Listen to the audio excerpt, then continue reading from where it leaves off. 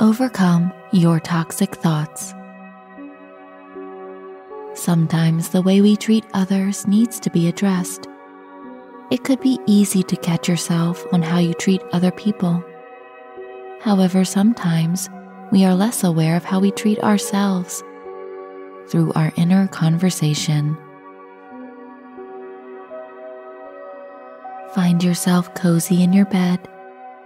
Rest your head against your pillow and give a little gratitude for the creator of this pillow and of your bed, the team who developed these things, and the people who built them had you in mind, caring that you always get a full and relaxing night's sleep. Notice how comfortable you feel, knowing you have nowhere to be for several hours. So you can relax deeply right now.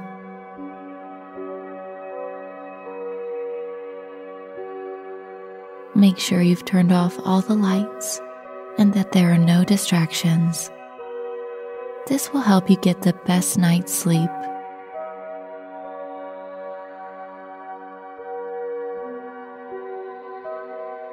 Can you remember some of the things you've said about yourself today in your own head?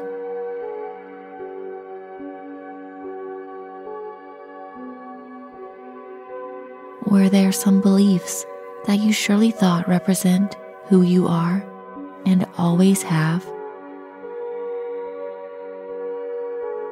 What if I told you that those were limiting beliefs because we create what we think and speak? Therefore, if you always said to yourself, "I'm bad at math," you will actually fulfill that statement. This is because we as humans create our own self-image. And usually our minds and bodies respond to these thoughts about ourselves.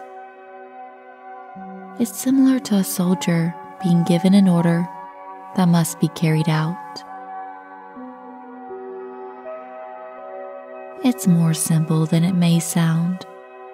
So as you get cozy in your bed and begin to let your mind slow down from the long day of action that you've had, you can listen to this wonderful story about how we become what we think.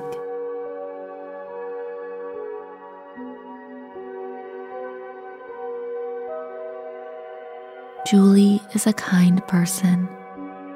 The people she loves and knows, and those she works with, never have a bad word to say about her. Yet Julie is saying things about herself that are limiting her, making her who she is. Since she was very little, Julie was told that she was the overweight girl, that she was just big-boned, and that's how she would always be. And that's who she was. So she always struggled with her weight. In Julie's mind, she was never happy about how she looked.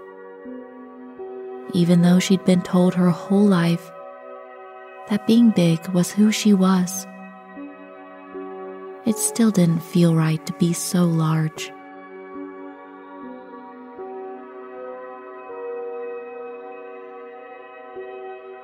She tried different diets, but couldn't sit through the cravings. Each time she ate something unhealthy, she would say to herself, "Oh well, I'm just fat and that's how I've always been." And as she got older, it became more difficult to move her body around.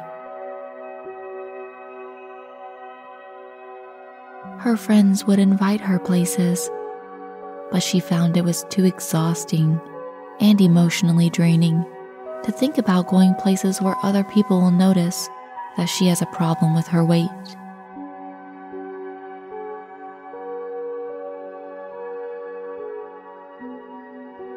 One day, Julie